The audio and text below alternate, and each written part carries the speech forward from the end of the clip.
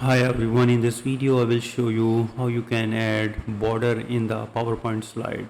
So for this you need to click on the insert and click on the shapes, and now pick a rectangular shapes and drag the mouse to draw the rectangular shapes, and head to the shape format, and now click on the shape fill and click on the no fill, and go to the shape outline, and here you need to select the weight of the line, for example for 1 by half pt, and then again go to the shape outline and go to the dashes and select the dash type. You can insert the square dot like this one, and you can insert the double line. For this you need to click on the weight and click on the more lines, and on the right side click on the compound type and select the double line, and here you can see that, and remove the dash to the solid line.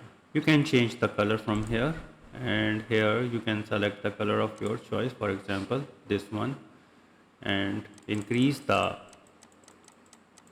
width so you can easily see. Here you can see that, and now head to the insert and draw the text box and insert whatever you want. For example you can type it, and now right click and click on this send them to back and click to send to back. So whatever you type it, the border will not impact on the slide. So if you want to create another slide, then right click and click the duplicate slide, and here another slide is added. You can just go over here and just right click and click cut, and now you can insert whatever you wanted. So this way you can easily add border to the PowerPoint slide. If you think this video is helpful, please support my channel. Thanks for watching.